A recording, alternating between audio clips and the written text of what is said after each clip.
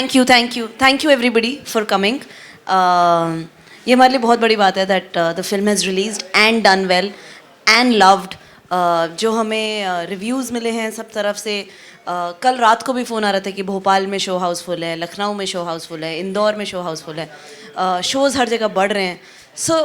So thank you everybody for supporting us. I would really like to call Shlok, the director, Shlok Sharma.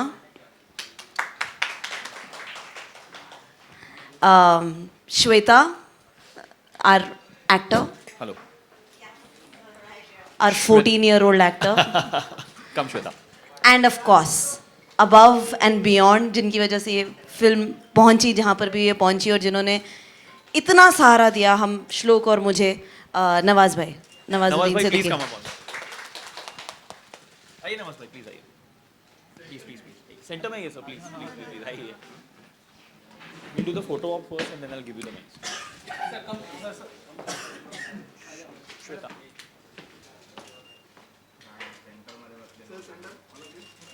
यहाँ पे sir straight all of us straight right sir all of you are right sir Nawaz भाई right center Nawaz sir सामने left corner ये sir या one two center Nawaz sir या right side sir straight sir यहाँ पे left corner पे नवाज भाई यहाँ पे कॉर्नर पे. अच्छा एक बार लेफ्ट टू राइट कर ले सब लोग. सर लेफ्ट से आप एक बार पूरा लुक दीजिए. Left centre right. लेफ्ट कर लीजिए, लेफ्ट से शुरू करिए.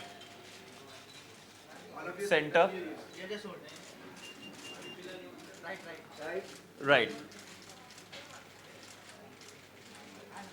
Thank you guys. Please have a seat. बैठिए. थोड़ी ऊंची कुर्सियां हैं.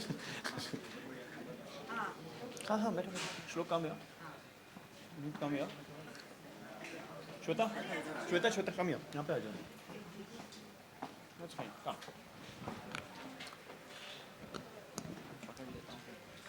So I'll open for all the questions that you guys have. Anything you want to answer. हमें काफ़ी चीज़ें बताने के लिए, but we would first want to know from you. And as Guneet said, thank you so much for supporting us throughout. It would have been possible without you guys. So I open the floor for questions. Sir, can we have the mic over there, please?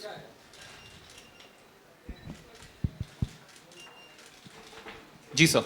Hello. Haraamkhor की पूरी team को ढेर सारी बधाइयाँ. लेकिन पूरी team से मेरा ये सवाल है कि क्या फिल्म का जो नाम है उसका कोई और विकल्प हो सकता था. उसकी एक छोटी सी कहानी मैं बता दूं कि कल मैं ऑफिस में डिस्कस कर रहा था कि मुझे कहाँ जाना है. तो मैंने बॉस को बोला हरामखोर. तो बोला अरे क्या बोल रहे हैं. तो बोले कि नहीं मुझे हरामखोर की जो सक्सेस पीसी है उसमें जाना है. सुबह जब मैं तैयार होकर यहाँ पीसी के लिए आ रहा था तो मेरी वाइफ ने पूछा कि कहाँ जा रहे हैं आप. तो मैंने बोला हरामखोर. फिर बोले कि वो पीसी में मैं जा रहा हूँ. तो ये शब्द जो है थोड़े हमारे हिंदू जो सोसाइटी मतलब हमारा जो समाज है उसमें एक्सेप्ट. तो क्या यही एक टाइटल था, इसका कोई और विकल्प हो सकता था. हालांकि फिल्म सक्सेसफुल है. नवाज भाई पहले जवाब दे. तो बता. मैं दे दूं. हाँ श्लोक दे कोई बात. हाँ तो आप यहाँ पे हैं. सॉरी लाइट है, पहली बार मैं कर रहा हूँ. हाँ.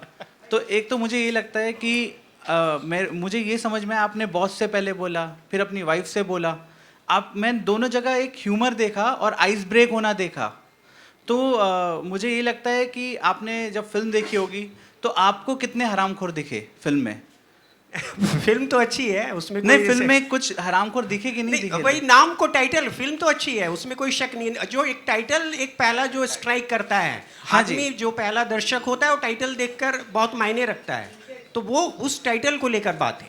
देखिए सर, मुझे ऐसा लगा कि जब मैंने फिल्म लिखी थी 4 साल पहले, हमने फिल्म शूट की है. 2012 में फिल्म शूट की, आज 2017 है.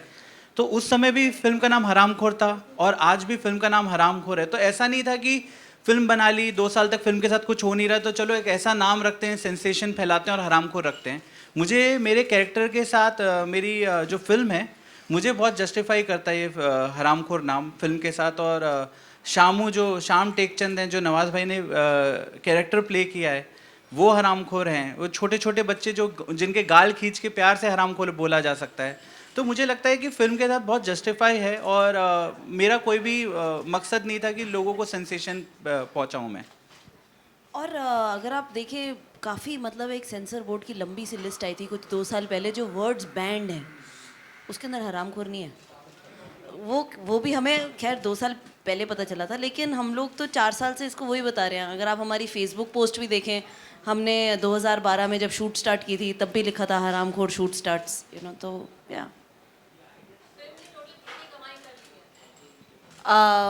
वी हैव नाउ क्रॉस्ड, मतलब हमने पहले 3 दिन में 1 करोड़ बॉक्स ऑफिस क्रॉस किया था, and now we have crossed 1.7 है अभी हमारा एक हफ्ता।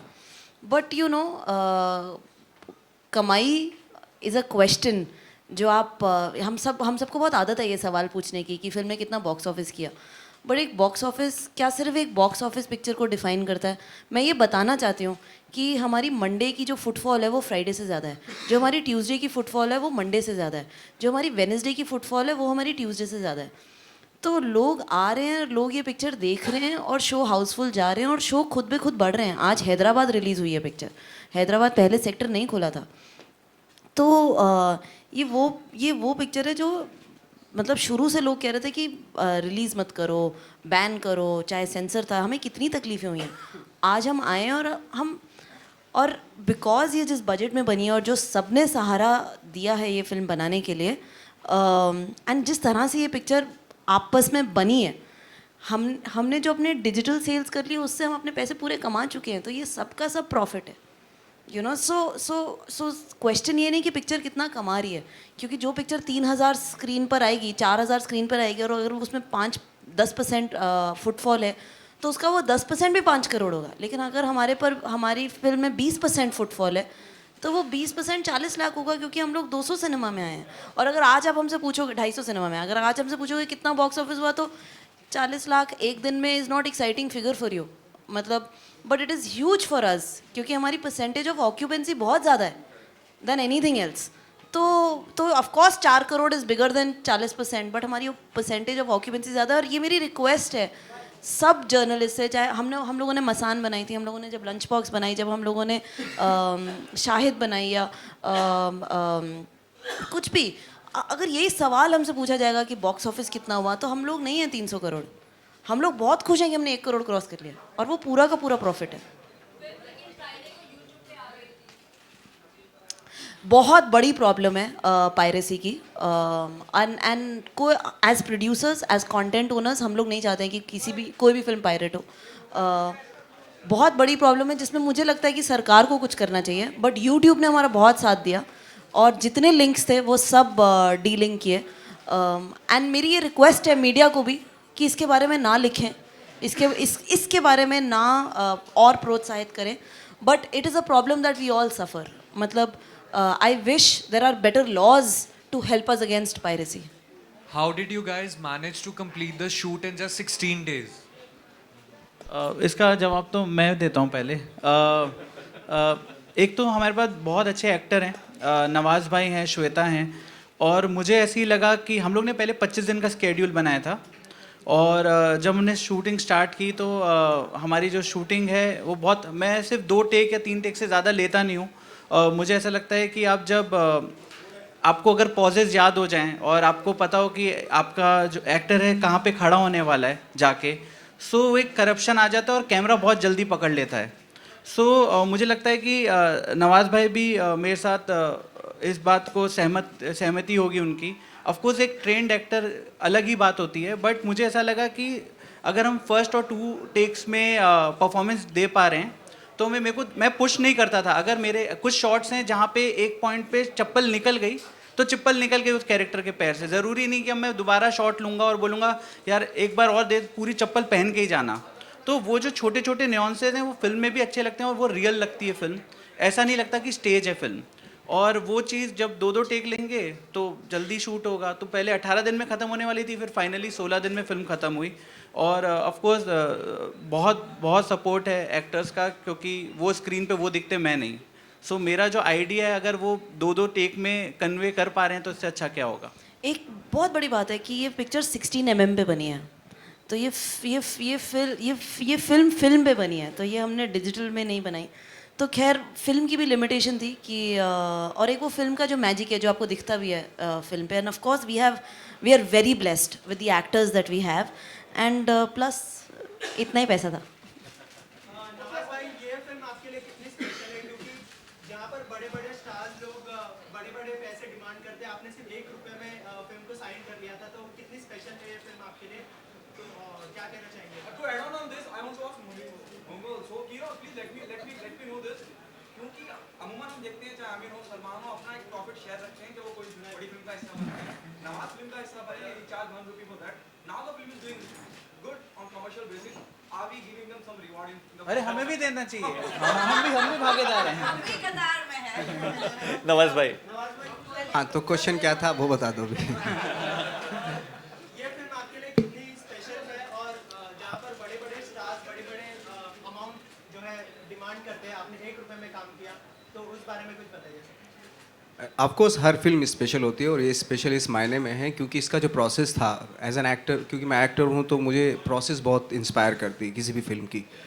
और मुझे ये उम्मीद थी कि जब हम लोग शूट करने जाएंगे तो बहुत ही ऑर्गेनिकली हम लोग शूट करेंगे इसको, मतलब इम्प्रोवाइज़ करेंगे सीन की रिहर्सल करके, और बहुत ही सेट पे जो प्रोसेस थी उससे मैं बहुत ही, जो श्लोक की प्रोसेस थी उससे मैं बहुत ही इंस्पायर था और मुझे मालूम था कि इसी तरीके से शूट होगी भाई, क्योंकि मैं श्लोक को पहले से जानता था एज ए डायरेक्टर.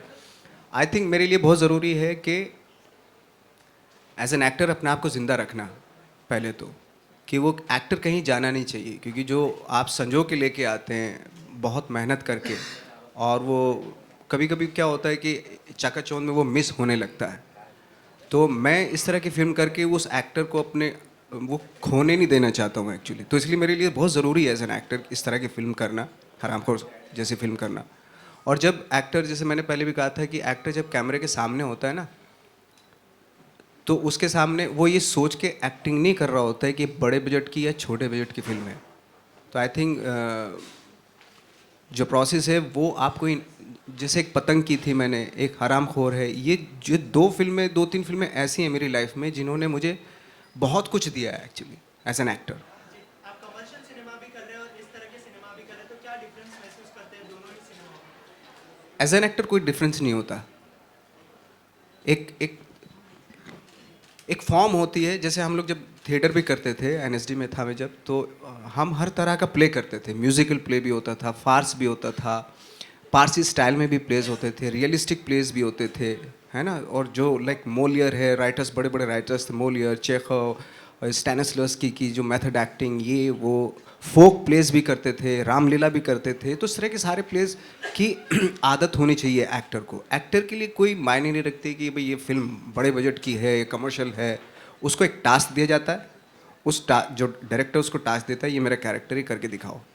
अब वो उसकी कोशिश में जुट जाता है, उसको वो करना होता है, दैट्स इट. और मेरे ख्याल से मैं सिर्फ इतना ही ध्यान में रखना चाहता हूँ अपने, ये कितनी वायबल है, कितना चलेगी ये फिल्म, कितनी बड़ी हिट हो गई और ये 300 करोड़ के ऊपर चली गई, ये मेरे लिए बिल्कुल भी मुझे एक्साइटमेंट इसमें है नहीं, क्योंकि मैं एक्टर हूँ और मुझे वहीं तक रहना चाहिए. आई थिंक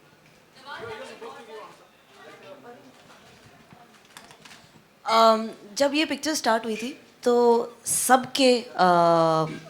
सबका ये था कि हम ये पिक्चर बेचने के बाद फिर पैसे कमाएंगे. तो everybody is a profit share holder, including our DOP, including our editors, including music. Everybody has a small part in this thing, and of course above and beyond Nawaz bhai. And मुझे लगता है कि मतलब हम लोग सब कहीं ना कहीं अपनी जर्नी स्टार्ट करते हैं, राइट. श्लोक और हम दोनों ने बहुत साल अनुराग के साथ काम किया. हम वहाँ काम करते करते नवाज़ भाई से मिले. कहीं ना कहीं ये एक जेम ऑफ एन आइडिया था कि हम ऐसा बनाना चाहते हैं. नवाज़ भाई साथ में जुड़ गए, तो ये हमारे लिए बहुत बड़ी बात है. Above and beyond money, but yes, money is there and there is a profit share that everybody is going to get. So thank you.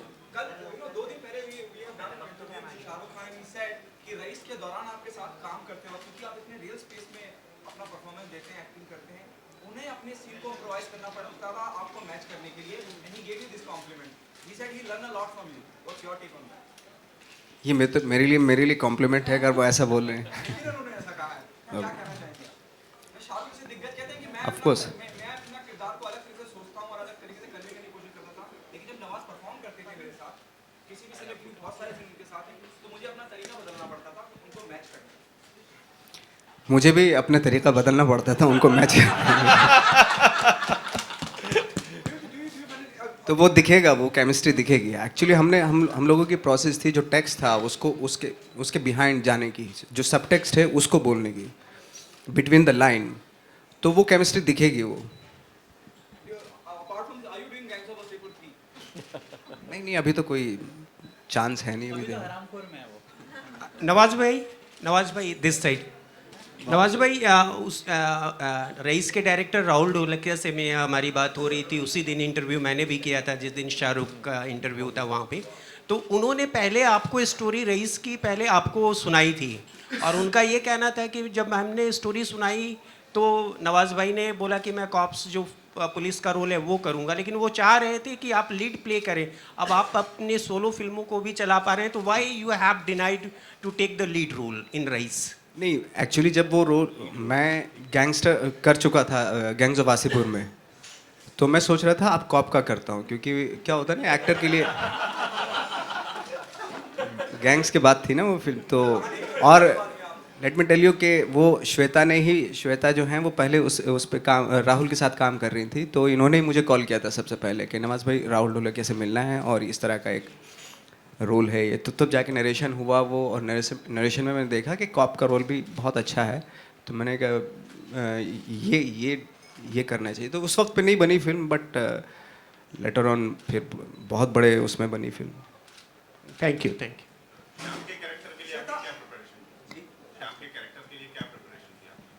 शाम के कैरेक्टर के लिए जैसे मैंने बताया था, बहुत ही स्पॉन्टेनियस, बहुत ही इम्प्रोवाइज और करके हमने किया। और सबसे अच्छी बात ये थी कि सारे एक्टर जैसे श्वेता है, मैं और जो बच्चे थे, हम लोग एक ही होटल में थे और वहीं पे हम रिहर्स करते थे, उसके बाद हम चले जाते थे उसको सीन को करने के लिए। तो ये जो श्लोक का जो ये स्टाइल जो था, और जैसे श्लोक ने भी बताया कि बहुत ही स्पॉन्टेनिटी इसलिए थी हर सीन में कि श्लोक ने जैसे कि हमें ये सीन इस तरीके से करना है, अगर उस तरीके से नहीं हुआ, दूसरे तरीके से हो गया, तो वो भी ये नहीं कि स्टेज नहीं किया।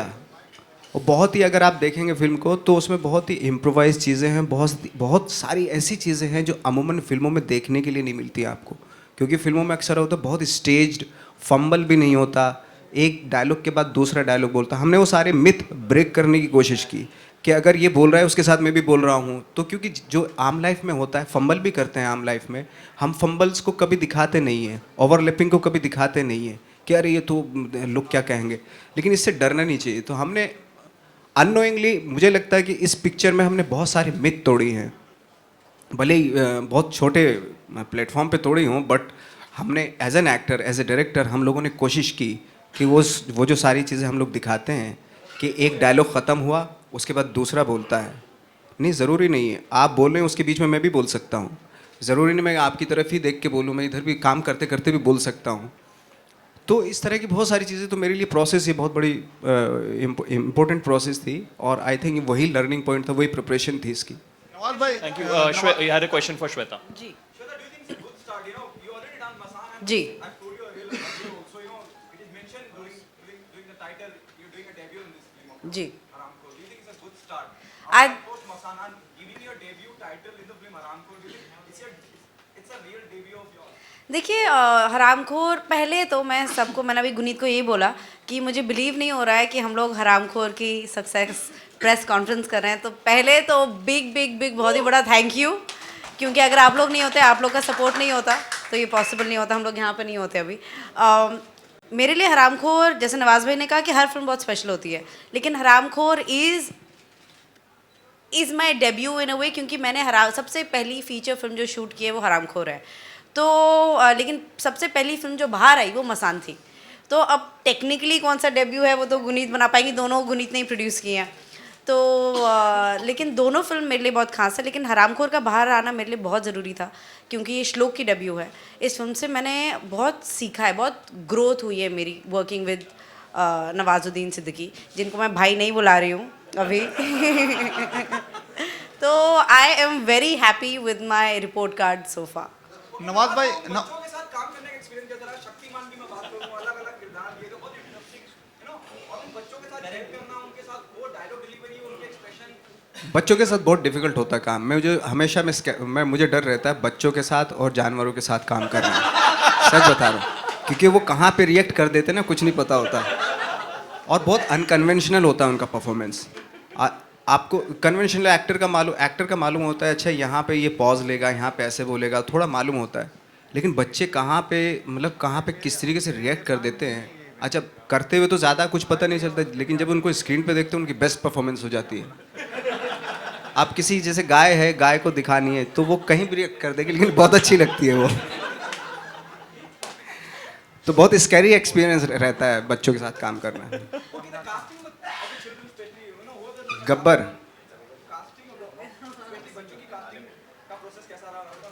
बच्चों की, हाँ गुनीत बताएंगे इसको। मैं बता देता हूँ कि कैसा रहा। गब्बर जो शक्तिमान आपने देखा है वो नवाज भाई लेके आए।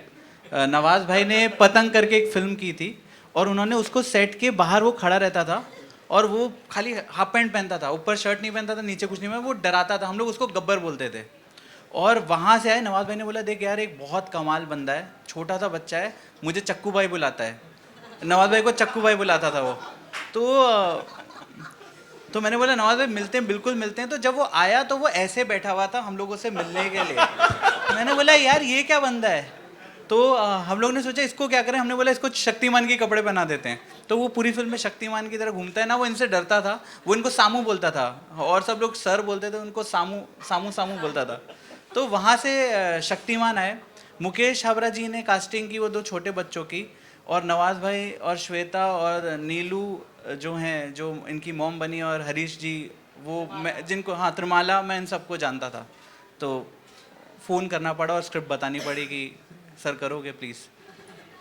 Before we move on to the next question, I'd also like to invite Jasleen Royal on the stage, who sung the beautiful Kidre Jama. Jasleen, please come up on the stage. Hello hello आ जाओ।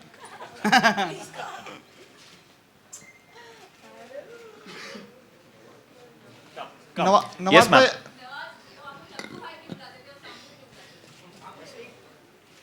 चक्कू भाई इसलिए बुलाते हैं क्योंकि पतंग picture में मेरा चाकू नाम था। तो चक्कू भाई, शामू एक्चुअली वो जिस जगह से आए वहाँ पे इतना ज़्यादा कोई भाई चाचा ये सब बोलने की मतलब वो नहीं है, मतलब खुले टाइप का बंदा है वो मेरे लिए ना अल पचिनो था वो एक्चुअली। वो जब बैठता था, जैसे श्लोक ने बताया, तो ऐसे करके बैठता था, ये चक्कू भाई धरा ऐसा।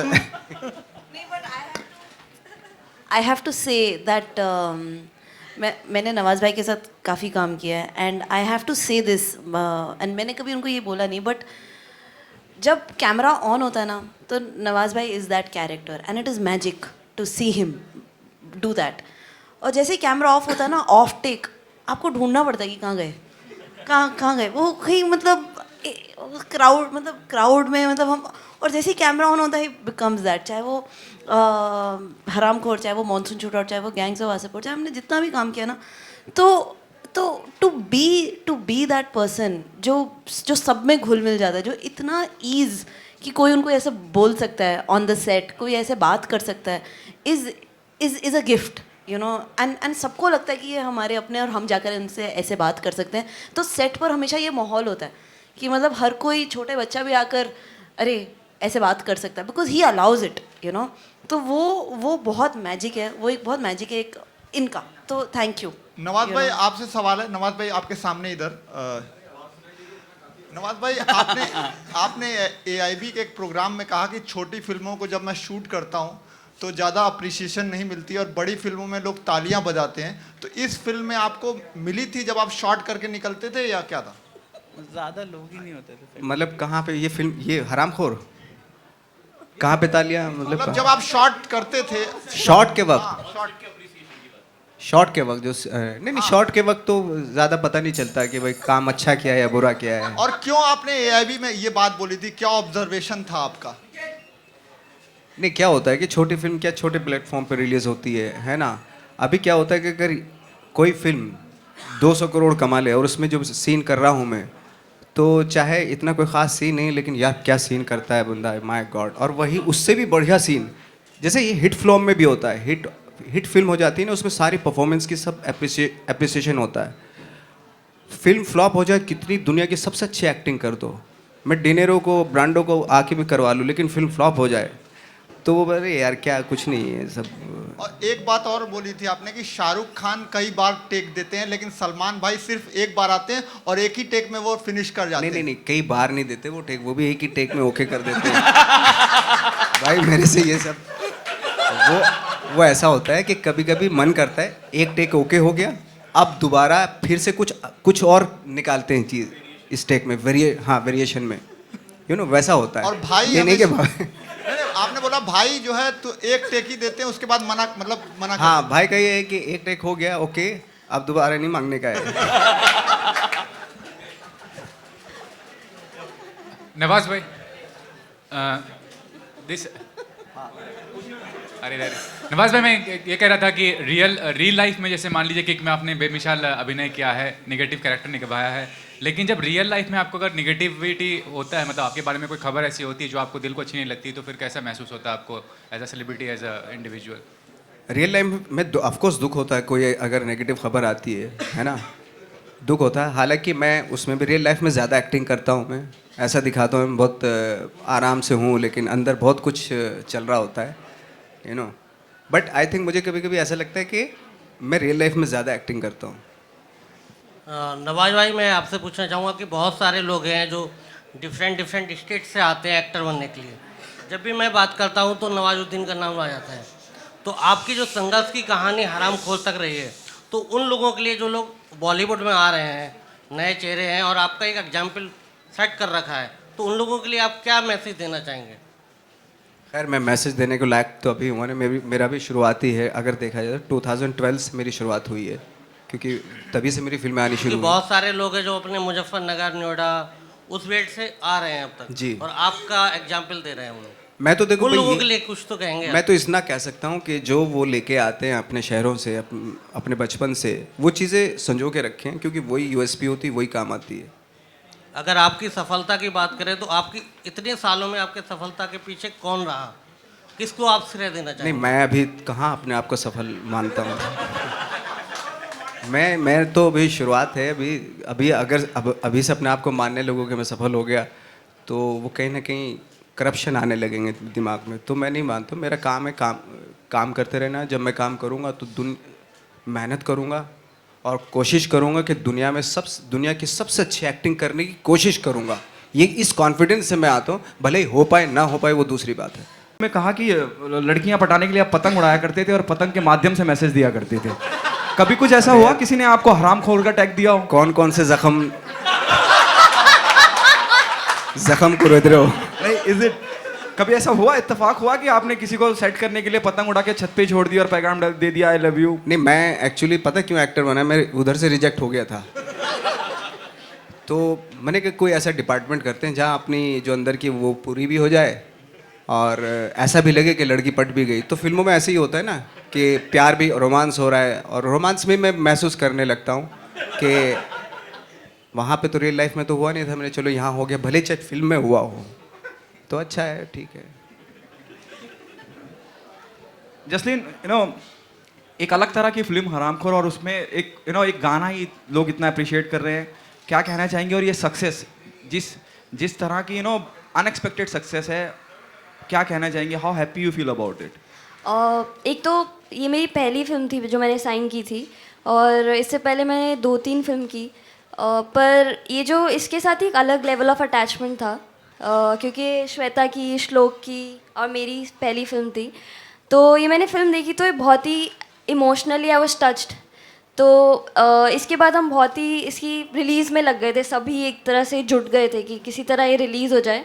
और ये गाना और जैसे कि फिल्म एक स्मॉल लेवल पर जैसे भी सक्सेसफुल हुई है, तो गाना भी ऐसे ही कई लोगों तक पहुंचा, और जिनको पहुंचा है उनको बहुत अच्छा लगा। तो इसमें ये नहीं है कि 10 मिलियन व्यूज़ हो गए, 20 मिलियन हो गए, बट इसमें एक आपको बहुत सेटिस्फैक्शन मिली कि आपने एक ऐसा गाना बनाया और ऐसी फिल्म में गाने का मौका मिला। तो इससे मुझे बहुत ही खुशी मिली ऐसी टीम के साथ जुड़कर। गुनीत, एज ए प्रोड्यूसर जब मैं बात करता हूँ अनुराग कश्यप की या तिग्मांशु धुलिया की, do you agree with this कि ये वो लोग हैं जिन्होंने ट्रेंड बदल दिया फिल्म मेकिंग का, और आज उसी का नतीजा ये है कि हरामखोर हो या शाहिद हो या इस तरह की फिल्में आना शुरू हो गई और ऑडियंस मिलना शुरू हो गई. Do you agree with this? They are the people who bought change in the industry. क्योंकि पहले एक वक्त रहा है और अभी भी कहीं ना कहीं कमर्शियल सिनेमा को अगर आप देखें, आपके पास एक बड़ा स्टार है तो आप फिल्म बना सकते हैं और वो चल भी जाती है. लेकिन इन्होंने फिल्म मेकिंग का तरीका ही बदल के रख दिया और इस तरह के सब्जेक्ट्स, इस तरह की कहानियाँ ऑडियंस तक पहुँच रही हैं. बीइंग अ प्रोड्यूसर, नहीं बिल्कुल. I would even give Dibakar, I would add to that list and say Dibakar. मतलब कहीं ना कहीं नागेश कुकनूर ने एक बारी जब हैदराबाद ब्लूज़, रॉक फोर्ट जब बनाई थी, तब आई डोंट थिंक इतने सारे लोग थे जो नॉन स्टॉप कर रहे थे. बट कहीं ना कहीं जब मुझे लगता है द शिफ्ट हैपेंड इन 2008 जब Anurag and Dibakar back to back, और अनुराग की सारी फिल्में रिलीज़ हुई, ब्लैक फ्राइडे, देवडी, गुलाल, जब ये सारी फिल्में एक 1.5 साल में जब आई, जब ओए लक्की आई, दिबाकर फर्स्ट फिल्म खोसला का खोसला आई, तो उसके बाद of course then Rahul Dholakia, तो तब जो पूरा माहौल बनाना और जो कॉन्वर्सेशन हुई, तब I think a shift happened. And उसके बाद हम जैसे बहुत सारे लोगों को करेज मिला कि हम लोग और काम करें. एंड अनुराग का बहुत हाथ रहा है. मतलब अनुराग, बिकॉज वो बड़ी चीज़ें कर रहे थे, he allowed me to go do this. मतलब हम दिस इज़, मतलब एक ये है कि एक वो जज्बा है कि हमें जाकर करना है. हमें शायद उस समय नहीं पता था कि ये रिलीज़ कैसे होगा, इसका लॉजिक क्या है, इसका बॉक्स ऑफिस क्या होगा. हमें बस पिक्चर बनानी थी और वो पिक्चर बनाना बहुत बड़ी बात है. मतलब so I just want to say that yes, बहुत हाथ है इन सब डायरेक्टर्स का. एंड उसकी वजह से जो जितने भी एक्टर्स हैं, एक अब ऐसा लगता है कि 5 साल के बाद एक कम्युनिटी सी बन गई है जहाँ हम लोग सब को एग्जिस्ट कर सकते हैं. ओके नवाज, मेरा आपसे सवाल है, जैसे गुनीत ने कहा, लेकिन कहीं ना कहीं जब मैं इन फिल्मों की बात करता हूँ, एक मोनोपोली रही है, बड़े प्रोडक्शन हाउस रहते हैं, स्क्रीन्स कम मिलती है फिल्म अच्छी होने के बावजूद. आपको लगता है कि इसमें भी बदलाव होना चाहिए, एक खास सेक्शन होना चाहिए जो इस तरह की फिल्मों को स्क्रीन दे? मतलब अगर 50 की डिमांड है तो कम से कम 70 तो मिलनी चाहिए. Do you think there is a need of a change of it? Sorry, I think वो ज़्यादा बेटर बताएंगी. आप दोनों से सुनना चाहूँगा. एक बार सवाल बता दो दोबारा. एक खास मोनोपोली है आज की तारीख में. अगर हम बात करें, आप फिल्म तो बना लेते हैं, फिल्म बन भी जाती है, लेकिन जब हम स्क्रीन की बात करते हैं, स्क्रीन आपको मिल नहीं पाती है जितनी की आप उम्मीद करते हैं. अगर पान सिंह तोमर की बात करूं, पान सिंह तोमर को भी कैंस में रखा गया था और उसको कहा गया था कि सैटेलाइट पे रिलीज कर देंगे, लेकिन वो फिल्म रिलीज होती है और फिल्म को लोग पसंद करते हैं, उसके बाद में उसकी और प्रिंट बनते हैं और फिर वो फिल्म एक कामयाब फिल्म साबित होती है. तो आपको नहीं लगता कि जिस तरह की मोनोपोली बड़े प्रोडक्शन हाउसेस की है, मैं उनका नाम नहीं लेना चाहूँगा, कि इस तरह की फिल्मों को बढ़ावा देने के लिए गवर्नमेंट या सेंट्रल गवर्नमेंट या स्टेट गवर्नमेंट या फिल्म इंडस्ट्री, जैसे आपने कहा कि 5 साल में एक कम्युनिटी सी बन गई है, स्क्रीन उनको ज़्यादा मिले? कहीं ना मैं एक चीज़ यहाँ पे बताना चाहती हूँ. ये मैंने विनोद चोपड़ा से सुना था. जब उनकी खामोशी आई थी ना, एक रीगल में लगी थी, और फिर वहाँ से ना वो पूरा 6 महीने लगी रही थी, वो शो बढ़ते चले गए थे उसके. एक सिनेमा में फुटफॉल इतना था, इतना बज़ हो गई कि सामने से सिनेमा वाले बोल रहे थे कि आकर हमारी फिल्म दो. ये जो सिस्टम है ना, ये आज अमेरिका में भी है. हमारी फिल्म जो लंच बॉक्स है वो वैसी रिलीज़ हुई थी. पहले दिन 2 सिनेमा में रिलीज़ हुई थी अमेरिका में 2014 में, और क्योंकि वो 85% ऑक्यूपेंसी पर चली, फिर वो अगले हफ्ते 7 सिनेमा, अगले हफ्ते 20 सिनेमा, और 15वें हफ्ते 250 सिनेमा, 27वें हफ्ते फिल्म बाहर आई थी. और 2014 की highest box office grocer foreign language film of US is lunch box. ये एक पूरा सिस्टम है, इसको प्लेटफॉर्म रिलीज़ कहते हैं बाकी के देशों में. ये सिस्टम यहाँ पर एग्जिस्ट नहीं करता, और ये सिस्टम यहाँ पर पहले था. जब मैंने 10वें दानिया प्रोड्यूस की थी, जब छोटी फिल्में जो छोटे तरीके से रिलीज़ हो सकती थी, कहीं ना कहीं आज हर चीज़ हो चुका है. 3000 सिनेमा, 5000 सिनेमा, उतना मीडिया नेट, उतना टीवी स्पेंड, और ज़्यादा. मतलब हर होर्डिंग खरीद लो, हर बस पैनल खरीद लो, मतलब हर जगह पता चलना चाहिए. जैसे पहले 3 दिन इतना बॉक्स ऑफिस हो जाए, मंडे से फिर 80% फॉल होता है. मंडे को आपका जो फ्राइडे का बॉक्स ऑफिस है, फ्राइडे सैटरडे संडे, उसके बाद फुटफॉल फॉल्स टू 80%, 80-90%, अगर आप कभी बुक माई शो से स्टार्ट्स पूछो.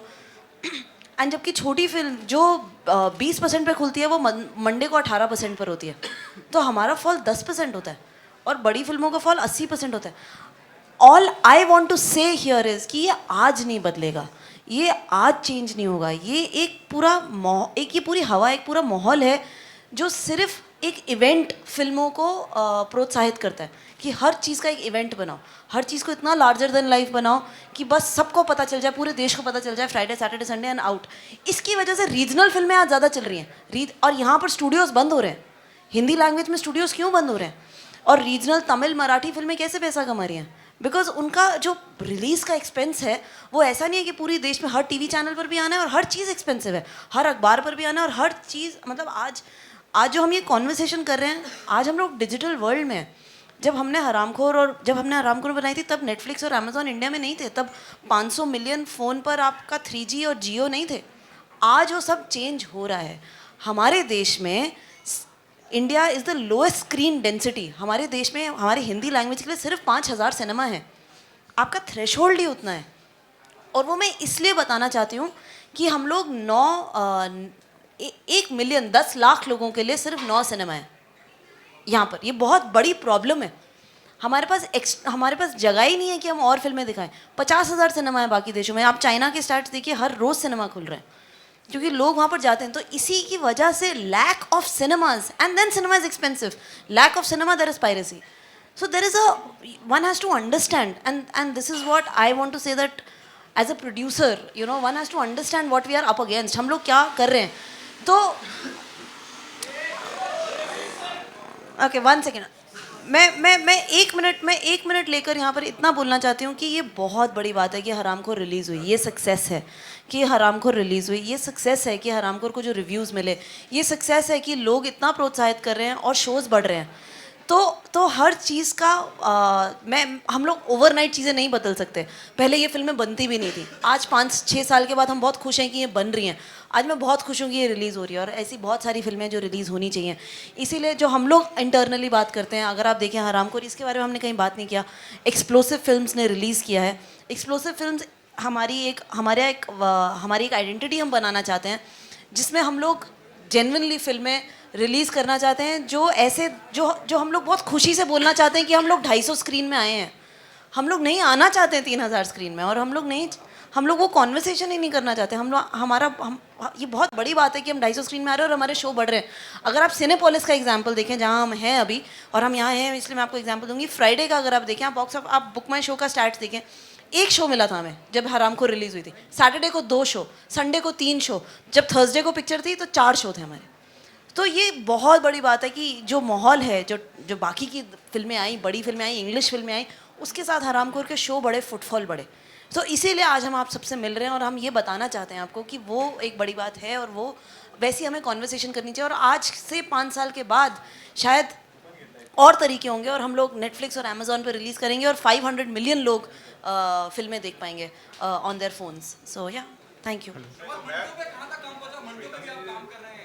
तैयारी चलिए, मार्च से स्टार्ट होगी फिल्म, बट मैं तो स्पेशली क्योंकि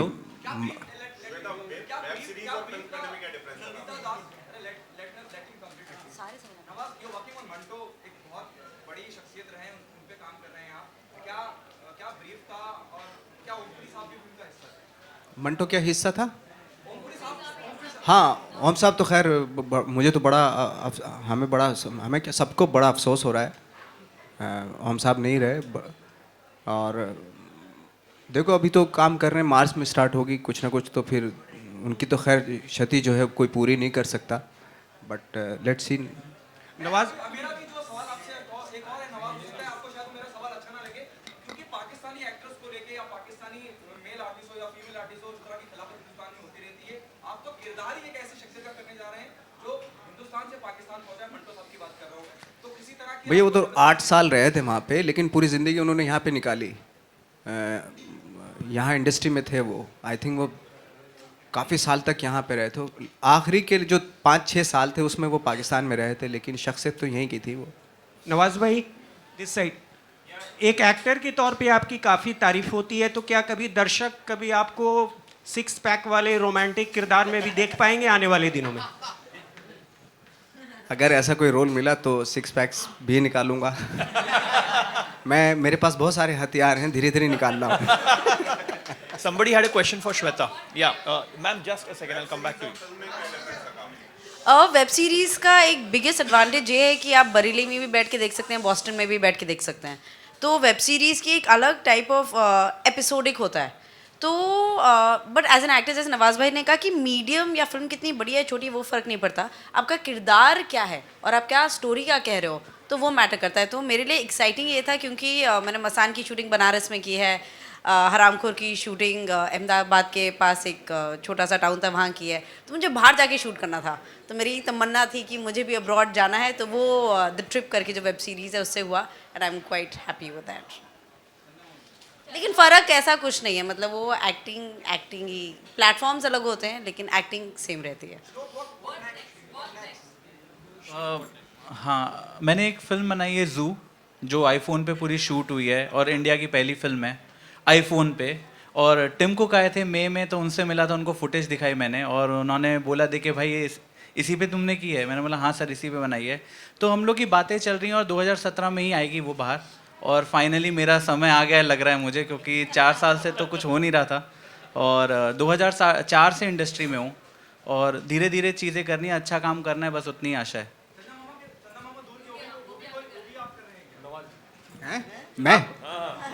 मैं चंदा, हाँ वो भी कर रहा हूँ।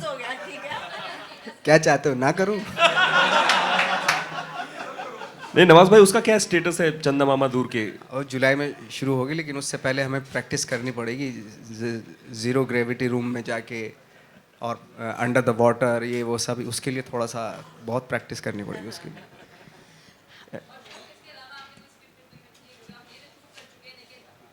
नहीं अभी तो मतलब हरामखोर लोगों तक पहुँचे वही कर रहा हूँ मैं। कोशिश यही है कि जो लोगों का प्यार मिला है, जैसे सिनेपोलिस का उदाहरण दिया गया है, जैसे आज हैदराबाद में फिल्म आई है हरामखोर, तो वही है कि जितना रीच पहुँचे, लोग हमें ट्वीट कर रहे हैं, लोग मतलब डिस्ट्रीब्यूटर हैं दिल्ली से, वो ट्वीट कर रहे हैं कि आप लोग के लोग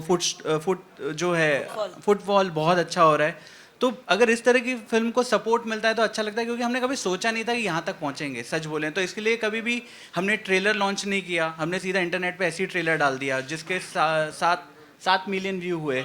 और ना हमारा कभी, आप अभी भी थिएटर के बाहर जाएंगे, हमारा कोई पोस्टर नहीं लगा बाहर, और ना अखबार खोलेंगे तो हम अखबार में नहीं, अखबार में भी नहीं है, टीवी तो छोड़ ही दीजिए। तो न्यूज़ मीडिया ने बहुत सपोर्ट किया है, इंटरनेट बहुत सपोर्ट कर रहा है, लगातार रिव्यूज़ आ रहे हैं, 2-3 लोग गालियाँ भी दे रहे हैं, बट बैलेंस माने तो अच्छे 85-87% से पास हैं। नहीं, मुझे तो कोई न्यूज़ नहीं, बिटवीन मुझे ऐसी कोई न्यूज़ अभी नहीं मिली। थोड़ा सा हरामखोर को सेलिब्रेट कर लेते हैं, मतलब जसलीन आपकी मौजूदगी हम चाहेंगे, अगर 2 लाइनें अगर आप गुनगुना दें। परफेक्ट। तो जैसे Exactly. आलोक जी ने बोला एंड गुनीत ने बोला, we'll celebrate the success of Haraamkhor. हम लोग फैंस हैं जसलीन के और Yes. जसलीन की आवाज़ के, तो प्लीज़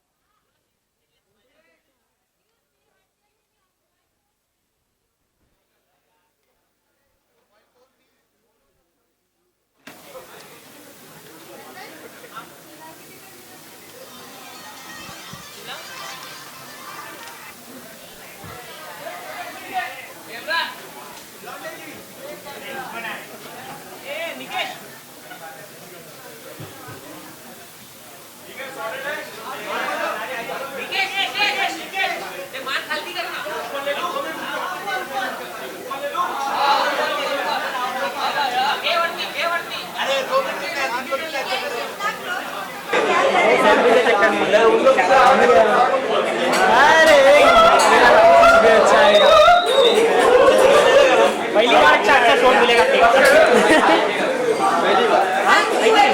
चलो काटो स्टील खाली बात स्टील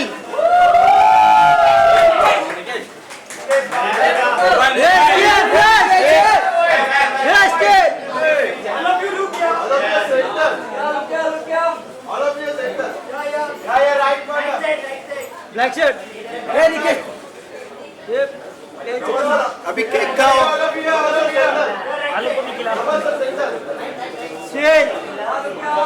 सर कैमरा अरे कैमरे पे क्या है तो बीच में look centre all of you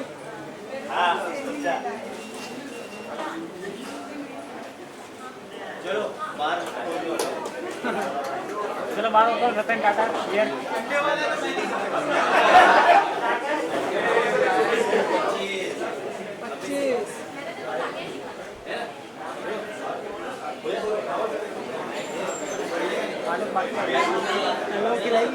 thank you backup thank you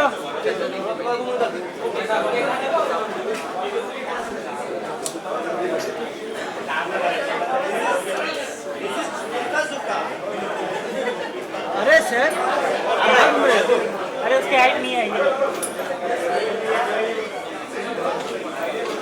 अच्छा हटना नीचे बैठो ये स्टेज खाली बस ये निकेश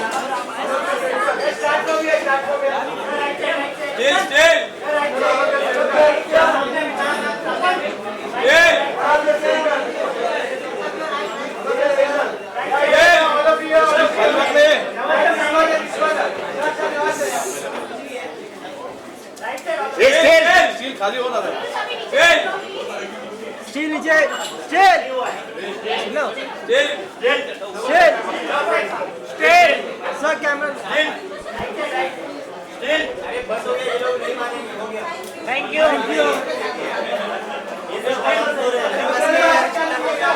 ये हरामखोर स्टील स्टील हरामखोर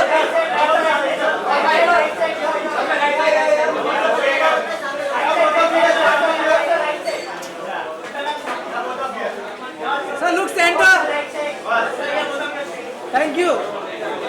Thank you. Cholo cholo. Cholo. Cholo.